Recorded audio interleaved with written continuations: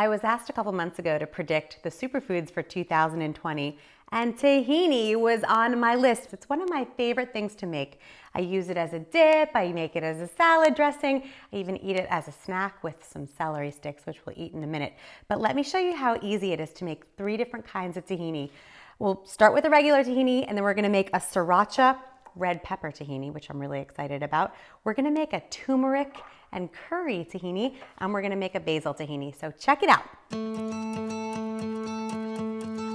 So when you get your tahini paste from the supermarket, most important is to take a really strong knife and mix it for a couple of minutes. And you'll see, you'll get a film of oil on top, so you just wanna mix it all together. So we've done that really well.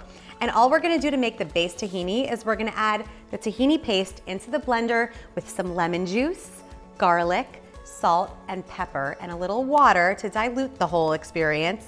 And then we're gonna be ready to make the flavors. First, we're gonna add the water so that the thick tahini paste doesn't get stuck in the motor. I'm gonna use about half of my water so I can always dilute it later. And then because we're making a couple of batches, I'm gonna add all of the tahini. We will get you all the quantities so you know how to measure. Make sure you get all the goodness left. And if you're using your whole jar, you're gonna be left with a whole bunch of stuff at the bottom. What are you gonna do about that? Well, we're gonna pour the rest of the water into here so that we can shake it up and not waste anything. Then we're gonna add a generous amount of garlic. For that amount, I'm gonna probably do 3 large cloves of garlic, maybe even 4, because that's looking right to me. We've got some freshly squeezed lemon juice. You can use lime juice too, which could be fun. We can always add more, but you can't take it away. And then just some salt and pepper. I like to keep my salt in these little jars so there's easy access, and we're gonna just give a generous pinch. Don't worry, we can taste it later and adjust the seasoning, which is what every flexible chef should do.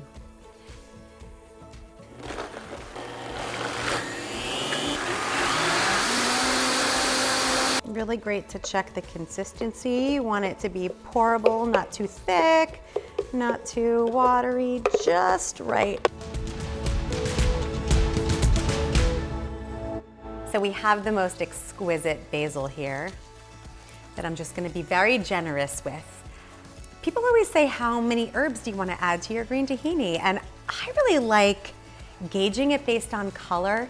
Basically, if your tahini does not look green, you haven't added enough, because the whole idea of it is to not only be seasoned by this magnificent basil, this is one of my favorite flavors, but it also helps it look gorgeous.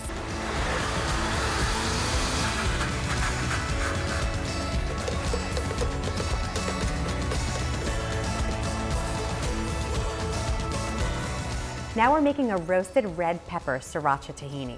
I think this is gonna be beautiful because it's gonna be red and just like so appetizing looking. The sriracha is gonna give it a really good kick, and I'm just gonna try to pull out one of these very big jumbo guys. Whoa, that's a big one.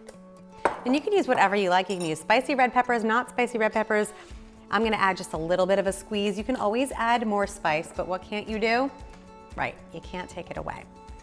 And that is it. That's all we did to jazz this red one up. And we're gonna turn this guy on.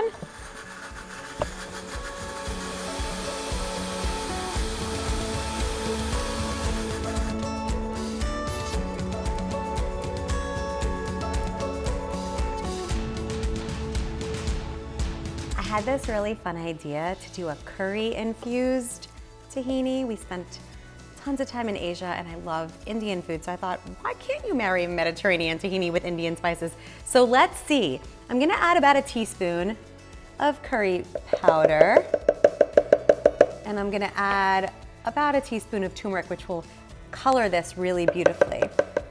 And I'm also gonna add a tiny bit more lemon juice to this one.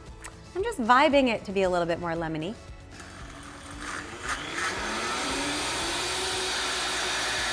I got my yellow color, I love it. All right, let's see how this looks with all the rest of them.